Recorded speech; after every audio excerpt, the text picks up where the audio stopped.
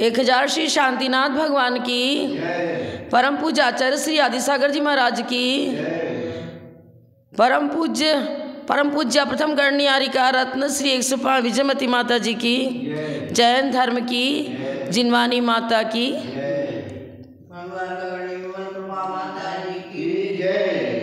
आर्या संघ पृथु प्रधान गणनी विजया सती विंशति प्रोन्नत ज्ञान समुज्ज्वला कृतिधरा सीता समादर्शिका आदि सिंधु सुपट्ट शिष्य निकटे प्राप्ता गुणानेकधा आत्मध्यान तपोनुरक्त विमला कुर्वन्तु ते मंगलम कुर्वन्तु मे मंगलम कुर्वन्तु न मंगलम।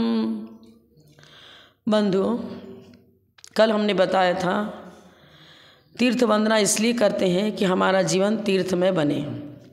आज हम विचार करेंगे कि ग्रंथकार ग्रंथ प्रारंभ करने के पहले मंगलाचरण करते हैं, तो उस मंगलाचरण करने का क्या प्रयोजन है, क्या अर्थ है, क्या मंगलाचरण से हमारे पाप गल जाते हैं क्या, इत्यादि बातों पर विचार करेंगे। लेकिन मुख्य मंगलाचरण हम रत्नकरण श्रावकाचार्य में जो समंतभद्राचार्य ने लिखा उस श्लोक को लेकर चर्चा करेंगे।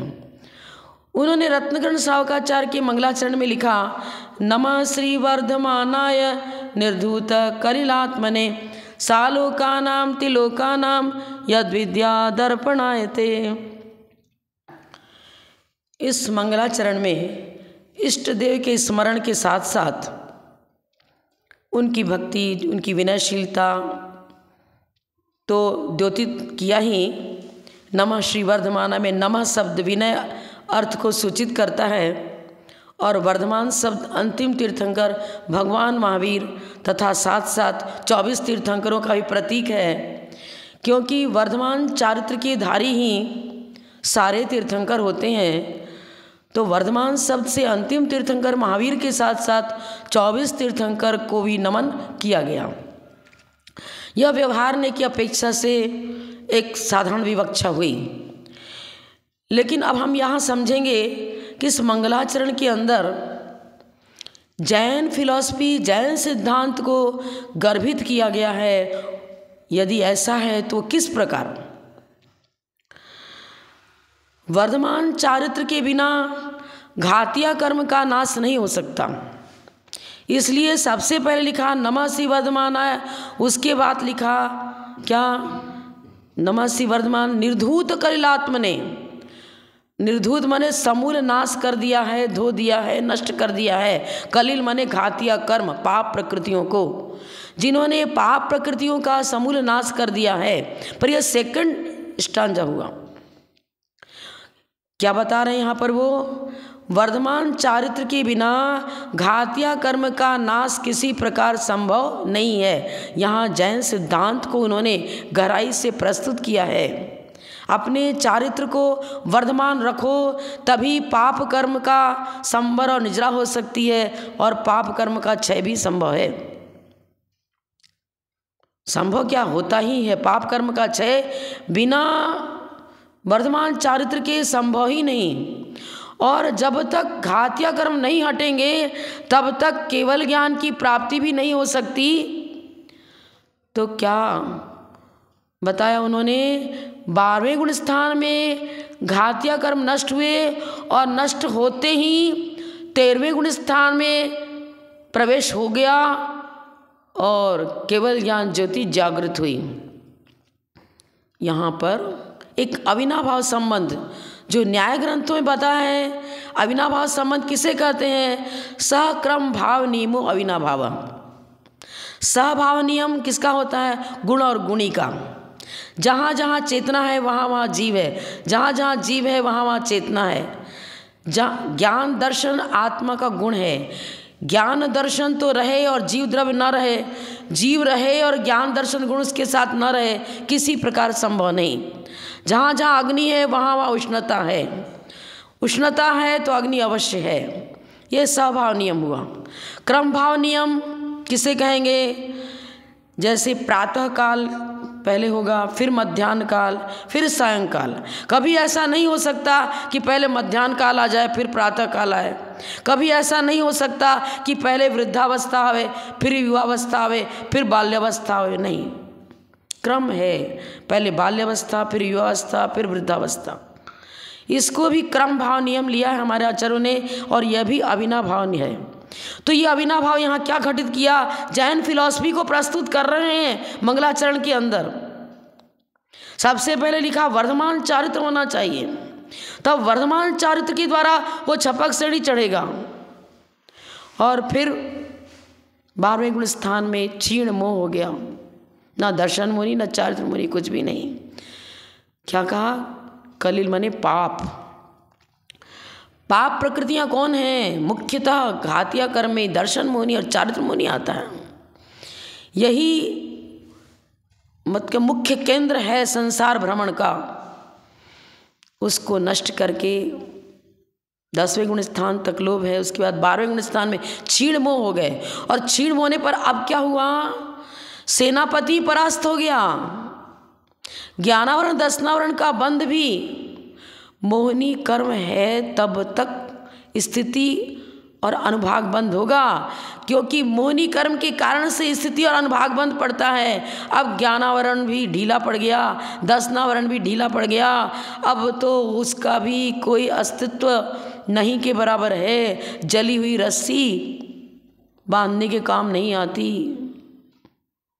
क्या हुआ, जैसे घातिया कर्म नष्ट हुए वैसे ही केवल ज्ञान ज्योति जागृत हो गई। क्रम भाव नियम, सबसे पहले वर्धमान चारित्र की चर्चा करी, उसके बाद कहा यही वर्धमान चारित्र घातिया कर्म को नष्ट करता है। कलिल मोहनी कर्म जो पाप बंध का मुख्य केंद्र है वो गया। उसके बाद जैसे ही मोहनी कर्म का नाश हुआ, अब हमारी चित्त भूमि में रहने वाली जो कषाय है वो रही ही नहीं, कषाय का लेस मात्र भी नहीं रहा। जब कषाय का लेस मात्र भी नहीं रहा तो स्थिति और अनुभाग बंद रह ही नहीं सकता, और वो अकिंचित कर हो गया। ज्ञानावरण दर्शनावरण की सत्ता मोहनी के साथ ही अभाव को प्राप्त हो जाती है, उसका दुष्प्रभाव मिट जाता है। जब तक मोहनी कर्म है तब तक यह ज्ञानावरण दर्शनावरण भी जीवित रहता है, और मोहनी कर्म के नष्ट होते ही ज्ञानावरण दर्शनावरण भी उसको भी अपना प्रभाव, उसका प्रभाव हट जाता है। और क्षीण मोह होते ही 13वें गुण स्थान में पहुंचा, केवली बन गया। लोक अलोक सब ज्ञान में झलकते हैं, केवली मतलब छाई ज्ञान की प्राप्ति हो गई। क्या सिद्धांत रखा, नाम ही है समंतभद्र आचार्य। समंतभद्र आचार्य को देखते ही विधर्मी भी कंपायमान हो जाते थे और चिल्लाते थे, पलायध्व पलायध्व रे रे तार्किक दिग्गज समंतभद्र समायात स्यादवाद वन केसरी। स्यादवाद जैन सिद्धांत की आधारशिला, जिसके अंदर ये शक्ति है कि अन्य कोई भी तार्किक आ जावे वो पराजय को प्राप्त होता ही है, क्योंकि वस्तु का यथार्थ निरूपण स्यादवाद से ही संभव है। अन्य में तो कहीं संशय, कहीं विपर्य, कहीं अनध्यवसाय, कहीं अव्याप्ति, कहीं अतिव्याप्ति, कहीं असंभव, दोषयुक्त। हमारा सारा चिंतन दोषयुक्त होगा तब तक जब तक स्यादवाद और सप्तभंगी न्याय को स्वीकार नहीं करेंगे। सप्तभंगी स्यादवाद न्याय की परिप्रेक्षा में ही किया गया वस्तु तत्व का निरूपण सही होता है। उस यथार्थता को देख करके कंपायमान हो गए, इसका खंडन संभव ही नहीं। जैन सिद्धांत का खंडन करने की शक्ति अन्य किसी सिद्धांत में नहीं है। इस चीज़ को यहाँ मंगलाचरण में भी प्रस्तुत किया गया कि आत्मा को परमात्मा बनाना है, अपना जीवन निर्दोष बनाना है तो जैन फिलॉसफी को स्वीकार करो। इस क्रमिक मंगलाचरण की गहरे अर्थ को समझने का प्रयास करो। अपने जीवन में सत चारित्र शील संयम को स्वीकार करो, चारित्र को निर्मल बनाओ। चारित्र की निर्मलता के बिना पाप कर्म का नाश संभव नहीं, और पाप कर्म के गए बिना हम उस छाई ज्ञान को प्राप्त नहीं कर सकते हैं। क्या खूबी है इस मंगलाचरण के अंदर, और बहुत गहराई है। अब दर्शन मुनि, चारित मुनि, सारी चर्चाएं तो आप जीवकांड, गोमटसार से देख लो, कर्मकांड से देख लो। गुण स्थानों की अपेक्षा पाप की प्रकृतियों की भी चर्चा करी है। अनंतान मंदी कषाय के द्वारा होने वाला वैभाविक परिणमन, एक अप्रत्याख्यान कषाय के साथ होने वाला वैभाविक परिणमन, एक प्रत्याख्यान और संजलन कषाय के साथ होने वाला वैभाविक परिणमन। शक्ति कम होती चली जा रही है। स्त्री और अनुभाग बंध भी अब कम होता चला जा रहा है। जैसे जैसे कपड़े की गंदगी हटती है उसकी उज्ज्वलता प्रकट होने लगती है। लेकिन एक बार जल डालने मात्र से गंदगी सर्वथा नहीं हटती, बार बार रिगड़ना पड़ता है, स्वच्छ करने का यथावत प्रयास करना पड़ता है, तब वस्त्र की शुद्धि होती है। ठीक इसी प्रकार आत्म कक्ष में लगे हुए जो कचरे हैं वह अनंतान बंदी, अप्रत्याख्यान, प्रत्याख्यान, संजलन के नाम से आगम में ग्रथित हैं। पहले तो मोटी मोटी गंदगी हटेगी, उसके बाद बारीक वो संजलन कषाय, सूक्ष्म लोभ हटेगा। क्या क्रम रखा है जैन फिलॉसफी के अंदर, समझने का प्रयास करें और अपने आत्मकक्ष में लगे हुए अनादिकालीन जो कर्म कचरा है उसको हटाने का उपाय यहाँ समंत भद्राचार्य ने अपने मंगलाचरण में ग्रथित कर दिया है। उच्च कोटि के विद्वान ही नहीं, एक उच्च कोटि के संत थे जिनकी चर्या, जिनका आचरण, जिनका चिंतन मथन सब समुज्वल बनाने वाला है, हमारे जीवन को उन्नति के पथ पर ले जाने की विधि सिखाता है।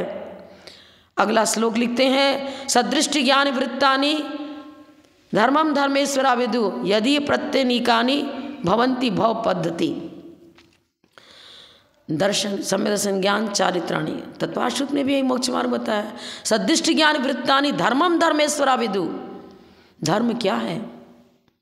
वस्तु स्वभाव धम्मो, वस्तु का नैसर्गिक जो कर्मजन्य पर्याय है वो धर्म नहीं, किसी हालत में धर्म नहीं। जहाँ पर कचरा है ही नहीं, घातीय कर्म समूल नष्ट होने के बाद छायिक ज्ञान, छायिक दर्शन, छायिक सुख, छायिक वीर प्रकट होता है।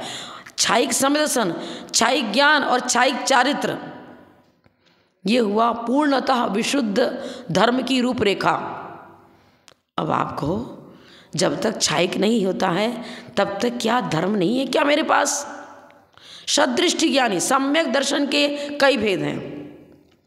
क्षोभशम सम्यक दर्शन, उपशम सम्यक दर्शन, छायिक सम्यक दर्शन। सबसे पहले प्रथमोपशम सम्यक होगा, उसके बाद क्षोभशम सम्यक दर्शन, उसके बाद छायिक सम्यक दर्शन। चौथे गुण स्थान से धर्म ध्यान प्रारंभ होता है। सदृष्टि ज्ञान वृत्तानि, छाय उपशमिक उपशम सम्यक दर्शन है, लेकिन ज्ञानावरण का तो उपशम कोई होता नहीं, क्षोभशम होगा। तो प्रथमोपशम सम्यक के होते ही हाँ ना, हमारा ज्ञान भी सम्यक हो गया और चारित्र भी सम्यक हुआ। क्यों सम्यक हुआ? अनंतान मंदी कषाय से होने वाली जो वैभाविक परिणति थी वो गई। इसीलिए अविरत सम्यक दृष्टि, उसकी चर्या भी ऐसी बनेगी, विवेक पूर्वक कार्य करेगा। जो अनंत संसार का कारण है वैसा कार्य सम्यक दृष्टि नहीं करता। धर्म ध्यान का प्रारंभ चौथे गुण स्थान से। अब विस्तार से समझने की चर्चा करो तो मात्र एक श्लोक जो उनका प्रथम है, सदृष्टि ज्ञान वृत्तानि, इसमें भी संभव है कि महीनों लग जाए और बहुत कोशिश करने पर भी गहराई से इस श्लोक की व्याख्या हम कर ही नहीं पाएंगे। जब क्षोभशम सम्यक दर्शन हुआ उस समय वैभाविक परिणमन तो है, लेकिन अनंतान मंदी कषाय से होने वाला वैभाविक परिणमन नहीं रहा। अब चिंतन समीचीन, आचरण समीचीन यथावत, क्योंकि सर्वघाती प्रकृति का उदय नहीं है। अप्रत्याख्यानावरण संबंधी देशघाती का उदय और अप्रत्याख्यान संबंधी सर्वघाती का अनुदय। और फिर जब पंचम गुण स्थान में पहुंचा तब अनंतान मंदी, अप्रत्याख्यान और प्रत्याख्यान तीनों को ले लो, देशघाती और सर्वघाती दोनों ही अनंतान मंदी और प्रत्याख्यान संबंधी तो है ही नहीं। प्रत्याख्यान संबंधी भी देशघाती का उदय और सर्वघाती का अनुदय। आप समझो, जैसे जैसे कषायों का निष्कासन होता है वैसे वैसे आत्मिक गुणों का उद्योतन और प्रकाशन बढ़ता चला जाता है। सूर्य भी, प्रकृति भी हमें शिक्षा दे रही है। प्रातःकाल सूर्य उदित होता है, लेकिन उदित हुआ सूर्य मध्याह्नकालीन तेज को नहीं देता। शुभोपयोग कब हुआ? मिथ्यात्व गलित हुआ, मिथ्यात्व के उदय का अभाव, रात्रि का अंधकार गया तो प्रातःकाल सूर्य की रश्मियां हमें प्रकाश देने लग गई। वह प्रातःकाल का सूचक है प्रथम शब्द सम्यक दर्शन। अविरत सम्यक दृष्टि, चौथे गुण स्थान में तीनों प्रकार का सम्यक दर्शन संभव है, उपसम भी, चोपसम भी और क्षयिक भी। अब प्रातः काल के बाद ही तो मध्याह्न काल आएगा। मध्याह्नकालीन जो प्रकाश है सूर्य का, उसकी तुलना करी है केवल ज्ञान ज्योति से। केवल ज्ञान में क्या होता है? सभी द्रव्य, सभी पर्याय झलकती है एक साथ। मध्याह्नकालीन तेज ये चरम सीमा पर है सूर्य का प्रकाश, पर ये लौकिक प्रकाश तो एक दृष्टांत बना। यह प्रकाश तो पूरी मिटता भी है, सूर्य उदित होता अस्ताचल को जाता है, लेकिन केवल ज्ञान ज्योति एक बार प्रकट हुई वो कभी मिटती नहीं है, उसका अभाव नहीं होता। स्थायी अलौकिक प्रकाश, जभी तो भक्तामर काव्य में लिखा है नास्तम कदाचित उपयासी न राहु गम्य। आपको श्लोक तो मालूम ही है। नित्योदयम दलित मोह महांधकारम, नित्य उदित रहने वाला यह केवल ज्ञान रूपी सूर्य हमारे जीवन को सदा सदा प्रकाशित रखने वाला, दुख संकट से बचाने वाला है। क्या मंगलाचरण के बाद श्लोक प्रस्तुत किया, पहले सम्यक दर्शन, उसके बाद ही आपका ज्ञान सम्यक ज्ञान हो पाएगा, और दर्शन ज्ञान पूर्वक ही चारित्र भी निर्मल होगा, वह भी सम्यक बनेगा। अब प्रश्न उठता है कि सम्यक दर्शन, सम्यक ज्ञान, सम्यक चारित्र में ज्ञान को बीच में क्यों रखा? ज्ञान के बिना तो हम ये भी नहीं समझ पाते कि श्रद्धेय वस्तु क्या है, कौन श्रद्धेय है और कौन श्रद्धेय नहीं है, कौन पूज्य है कौन पूज्य नहीं है। यह चीज ज्ञान के बिना नहीं जानी जा सकती। ज्ञान को, सम्यक ज्ञान को बीच में रखा इसलिए कि वह ज्ञान देहली न्याय का काम करता है। देहली न्याय मतलब देहली पर रखा हुआ दीपक कमरे को ही प्रकाशित करता है, अंतःकक्ष को प्रकाशित करता है और बाहर भी रोशनी देता है। इसी प्रकार सम्यक ज्ञान हमारी श्रद्धा को मजबूत बनाता है और हमारी चर्या को भी निर्मल बनाता है। तभी तो समंत भद्राचार्य लिखते हैं सदृष्टि ज्ञान वृत्तानि, बीच में ज्ञान। वह ज्ञान सम्यक दर्शन को सुदृढ़ बनाएगा, मजबूत बनाएगा और साथ साथ आपकी चर्या को भी उत्तरोत्तर निर्मल बनाता रहेगा। ये है समंत भद्राचार्य की कृति। गहराई, बहुत गहराई है। एक व्यक्ति ने प्रश्न किया कि जब तक मिथ्यात्व है तभी तक विकार है, मिथ्यात्व के हटने विकार नहीं रहा। सम्यक दृष्टि का चिंतन तो समीचीन है, ज्ञान भी समीचीन है, चर्या भी समीचीन है, फिर विकार क्यों कहेंगे? अरे वैभाविक परिणमन की अनेक प्रकार हैं। एक पहले गुण स्थान में होने वाला वैभाविक परिणमन, एक दूसरे गुण स्थान में, एक तीसरे गुण स्थान में, गुण स्थानों का तारतम्य देखिए। जब तक प्रमाद है तब तक स्थिति और अनुभाग बंद है। क्या वो विकार नहीं है? मोहिनी कर्म अभी हटा कहाँ?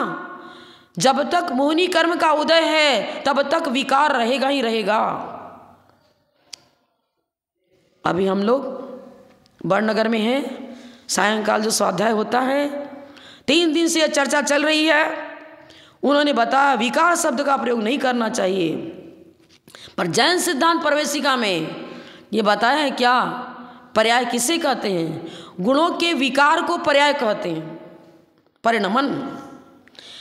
परिणमनशीलता अनंतान मंदी कसाय गया तो तज्जन्य विकार हटा, पर अप्रत्याख्यान प्रत्याख्यान में संजरण संबंधी विकार मौजूद है, और अप्रत्याख्यान प्रत्याख्यान संजरण से होने वाला स्थिति अनुभाग बंध भी मौजूद है। पूर्ण विकृति कहाँ हटी? समीचीन इसलिए हो गया कि अनंतान मंदी कसाय मिथ्यात्व को पुष्ट करता है, और मिथ्यात्व के कारण से हमारा चिंतन संशय विपर्यान अध्यवसाय दोष से सहित हो जाता है। इसलिए सम्यक ज्ञान नहीं रहा। ज्ञान सम्यक हुआ, पर सम्यक होते हुए भी पूर्णता को प्राप्त नहीं है। मोहनी कर्म अभी भी उस ज्ञान को धूमिल करता है।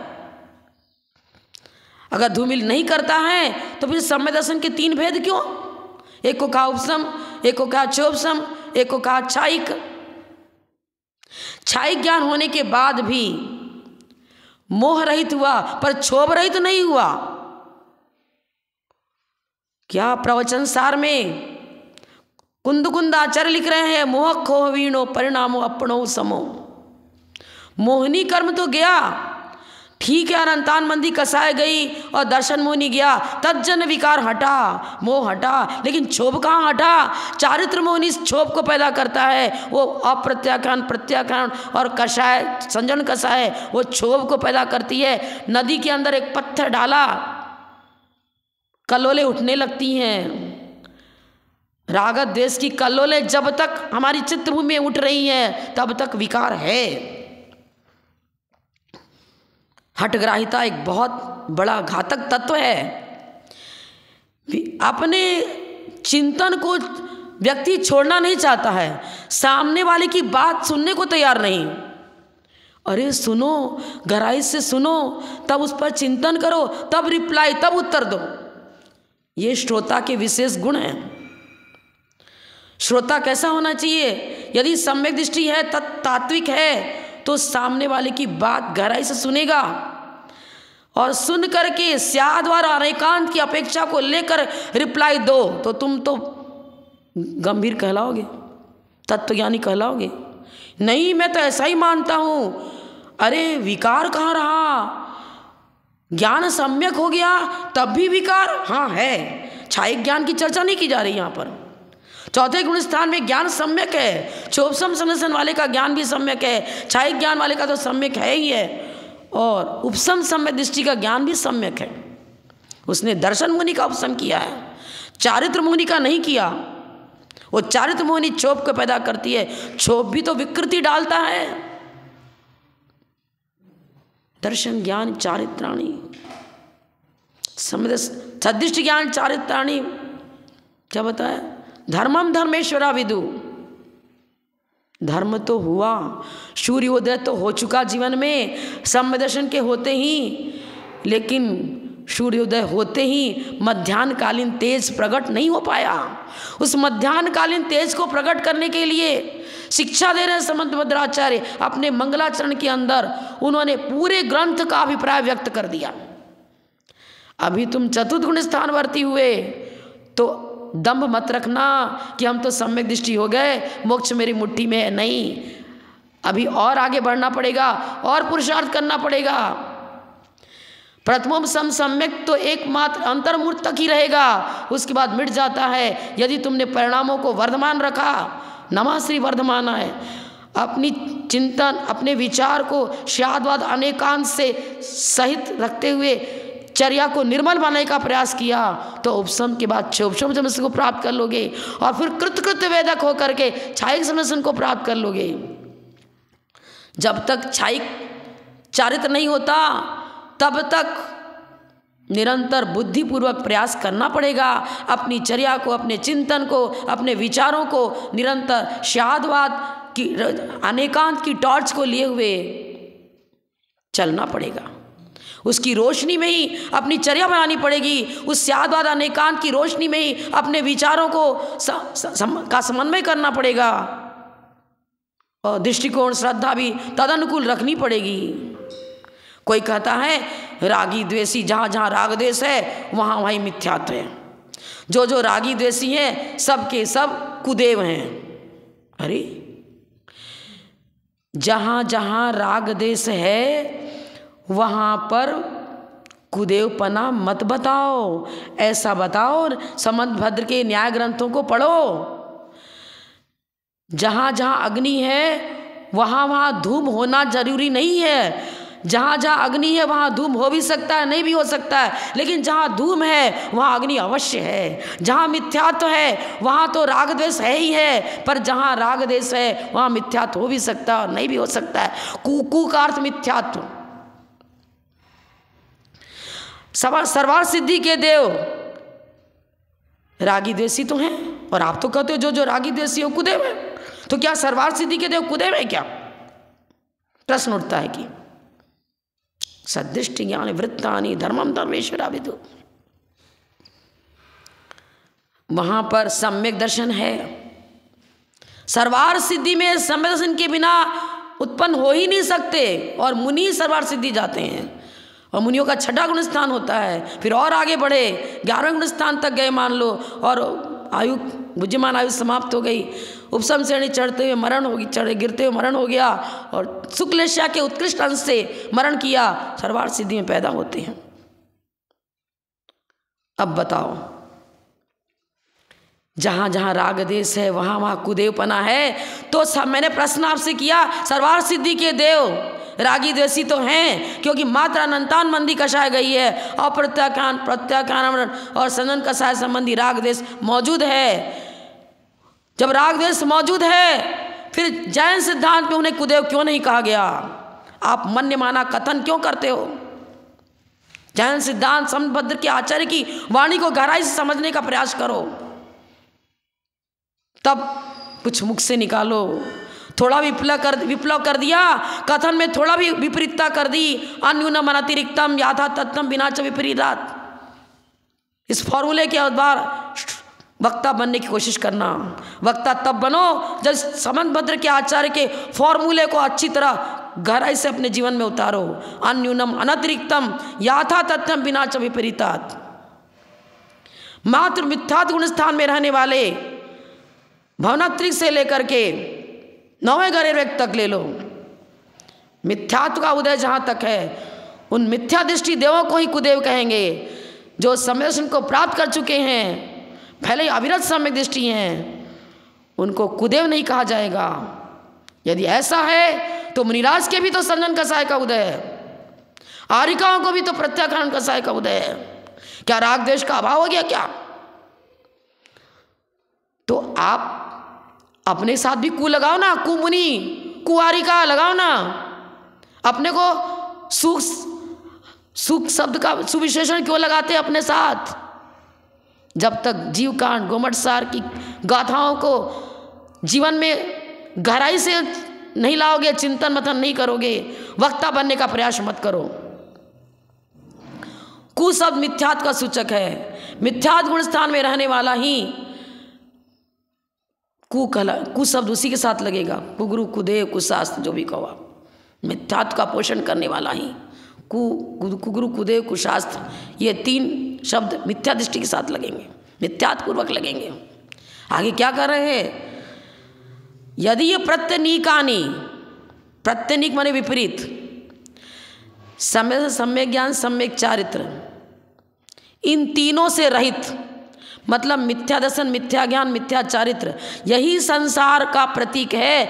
यही भव पद्धति। भव पद्धति का अर्थ बहुत गहरा है। पूरा द्वादशांग इस बीजभूत शब्द के अंदर छिपा हुआ है। भव किसे कहते हैं? संसार। संसार किसे कहते हैं? क्या ऊर्ध्वलोक अधोलोक अधोलोक मध्यलोक की जो रचना है, या यही लोक रचना ही संसार है क्या? नहीं। समंतभद्र आचार्य कहते हैं शादवाद अनेकांत को की अपेक्षा भव है क्या?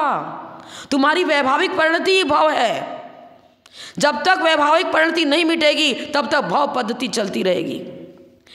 जब तक कषाय रूप परिणति है, उस तेरी कषाय रूप परिणति ही भव पद्धति है, दूसरा कुछ भी संसार नहीं। ब्रह्मा जी ने सृष्टि की रचना करी, बिल्कुल सही है, शादवाद लगाओ, अनेकांत लगाओ। हम उस ब्रह्म किसी व्यक्ति की चर्चा नहीं कर रहे हैं। ब्रह्म का अर्थ हुआ आत्मद्रव्य। संसार में जितने जीव हैं, जीव तत्व है ना, जीव का मतलब ब्रह्म, आत्मा। भूत, भावी और वर्तमान का निर्माता कौन है? हम स्वयं हैं। हमारा जो आत्मद्रव्य है वही भूत, भावी और वर्तमान को अच्छा सुखी भी बनाता है, दुखी भी बनाता है। पाप अर्जन करते हैं तो हमारा भूत, भावी, वर्तमान तीनों ही दुखी होता है। पाप का फल दुख और पुण्य का फल इंद्रियजन सुख, और पुण्य पाप दोनों से रहित वीतराग परिणति मोक्ष का कारण। हम स्वयं अपनी भाव पद्धति के कारण हैं। ब्रह्मा जी ने सृष्टि की रचना करी, मतलब हमारा आत्म ब्रह्म मतलब निज आत्मद्रव्य वही तो सृजन करता है। हमारी परिणति के अनुसार मुझे स्वर्ग मिला, हमारी परिणति के अनुसार हमें नरक मिला, हमारी परिणति के अनुसार हम एक इंद्रिय, द्वि इंद्रिय आदि पर्यायों को प्राप्त करते हैं, और अपनी परिणति को सुधारते हुए, संयम को धारण करते हुए, तपस्या करते हुए मोक्ष मार्ग को पकड़ते हैं। तो हमारा सृजन, हमारे भूत भविष्य का सृजन सृजन करने वाले, निर्माण करने वाले हमारा निज आत्म ब्रह्म ही है। ये बताया कहाँ? भाव पद्धति शब्द के द्वारा रत्नकर्ण श्रावकाचार्य में समंतबद्ध आचार्य बता रहे हैं। तू अपनी भव पद्धति को बनाने वाला, सुधारने वाला, बिगाड़ने वाला स्वयं है, निज आत्म ब्रह्म, ब्रह्म स्वरूप तेरी आत्मा। भव पद्धति का भव संसार को जन्म मरण निरंतर करते रहना कराने वाला मेन ड्राइवर ही गाड़ी को चलाता है। जन्म मरण को संचालित करने वाला तेरा निज आत्मतत्व है। उसकी वैभाविक परिणति ही संसार को जन्म देती है। सोचो, समंत भद्राचार्य, समंत मने हर पहलू से प्रमाण नए निक्षेप के द्वारा, मारणाओं के द्वारा, गुण स्थानों के द्वारा जैन फिलॉसफी को प्रतिपादित करके उन्होंने वो रोशनी दी है। जब तक समंतबद्ध आचार्य की कृतियों का आलंबन नहीं लोगे और उनके सहपाठी उन तदनुसारी जितने भी आचार्यों ने लिखा सब यही लिखेंगे। सबकी वाणी स्यादवाद और अनेकांत वही है। उसको स्वीकार करो और उस रोशनी को लेते हुए अपना वक्तव्य प्रस्तुत करो, चिंतन वैसा करो, तभी मोक्ष मार्गी बन पाओगे। नहीं तो दम भरते रहो कि वे भी मोक्ष, वो बुद्ध भी कहने लगा कि हम भी केवली हैं, वो सांख्य भी कहने लगा मेरे कपिल ही तो सदगुरु हैं। मन्य माना दम्भ भरने से सदगुरु नहीं बन जाओगे। जब तक चिंतन समीचीन नहीं होगा, शादवाद एकांत के अनुसार चिंतन, उसके अनुसार प्रतिपादन, उसके अनुसार चर्या बनाने का निरंतर प्रयास। पहले अनंतान बंदी के घोर अंधकार को मिटाया, फिर अप्रत्याख्यान प्रत्याख्यान संजन जो हमारे जीवन को क्षुभित करते हैं, क्षोभ पैदा करते हैं, विकल्प जाल को जन्म देते हैं। उन विकल्पों से रहित विकल्पातीत अवस्था को प्राप्त करो। श्रेणी छपक श्रेणी आरोहण करते समय वो विकल्पातीत अवस्था प्राप्त होगी। मामूली नहीं है। दम भरते हम तो मुनि हो गए तो क्या मुट्ठी में मोक्ष आ गया क्या? अभी प्रयास करना पड़ेगा। शादवाद के अनुसार यदि प्रतिपादन कर रहे हो तो तुम्हारा संवेदन सुरक्षित रहेगा। जैन आगम के अनुसार प्रतिपादन हो रहा है तो मुनि का भी संवेदन सुरक्षित रहेगा, और नहीं तो वो भी प्रलय को प्राप्त हो जाएगा। समझ लेना, हमारा जो हमें पूंजी मिली है, जैन धर्म मिला है, जिनवानी मिली है, उस रोशनी को कभी बुझने ना देना, मिटने मत देना। जब तक केवल ज्ञान की प्राप्ति नहीं होती है, उस रोशनी का सहारा लेकर के अपना वक्तव्य प्रस्तुत करना। यही समंतबद्ध आचार्य अपनी वाणी के द्वारा बता रहे हैं। सदृष्टि ज्ञान वृत्तानि धर्मम धर्मेश्वरा विदु यदि ये प्रत्यनीकानि भवंती भव पद्धति। यदि उल्टा सीधा अपने वक्तव्य में प्रस्तुत कर दिया भव पद्धति, नहीं आता है तो हाथ जोड़ के बोल दो मैं बन गया, मैं आरिका बन गई, लेकिन ये विषय मुझे अभी तक ज्ञात नहीं हुआ है, हम नहीं बता पाएंगे। कोई बात नहीं, भाव पद्धति तो नहीं हुई, कम से कम मनगणंत आंसर दे देना, नहीं ऐसा ही है, ही लगाते हुए फिर एकांतवादी हो गए आप तो। हमारे आचरण ने नित्य भी है, अनित्य भी है, एक भी है, अनेक ही है, अपेक्षाकृत चर्चा करी ना। इसी तरह कुदेव सुदेव की चर्चा भी सापेक्ष करो ना। फूल चढ़ाना पाप है कि पुण्य है? क्या है? क्रियाएं अपने आप में पुण्य पाप नहीं होती। पुण्य और पाप तो जीव के परिणामों का, जो पाप के बंध का कारण है उस क्रियाओं को पाप कहेंगे, जो पुण्य के बंध का कारण है उन क्रियाओं को पुण्यमय कहेंगे। सारी चर्या आगम के अनुसार होनी चाहिए, सारा कथन आगम के अनुसार होना चाहिए। यही बात समंत भद्राचार्य ने अपने प्रथम मंगलाचरण के बाद जो प्रथम श्लोक की रचना करी उसमें भी इतनी गहराई दी है कि कौन सा पॉइंट जैन आगम का है जो इस कथन में छूट गया। बीजभूत बुद्धि के धारी समंत भद्राचार्य, प्रत्येक पंक्ति के साथ वो बीजारोपण हो रहा है जिससे मेरा रत्नत्रय पल्लवित और पुष्पित होता है। पर गहराई से समझने का प्रयास करो। समुद्र की लहरों में मोती नहीं मिलेंगे, समुद्र की गहराई में मोतियों को ढूंढोगे तो वो रत्न प्राप्त होंगे। इनके वचनों में गहराइयाँ हैं, उन गहराइयों को समझने का प्रयास करें। प्रमाण और निक्षेप के सहारा लेकर के प्रत्येक पंक्ति का अर्थ लगाएं, तभी हमारा समय दर्शन सुरक्षित रह पाएगा और अपने जीवन को विकसित करते हुए केवल ज्योति को अपने जीवन में जागृत कर सकेंगे। यहाँ समंत भद्राचार्य ने अपने श्लोक के द्वारा, अपने मंगलाचरण के द्वारा हमें शिक्षा दी है, उसको समझने का प्रयास करें। इतना ही कहकर मैं विराम लेती हूँ। जब बोलो परम पूज्य प्रथम गणनीयारिका रत्न श्री 105 विजयमती माता जी की जय। जय हिंद, धर्म की जय।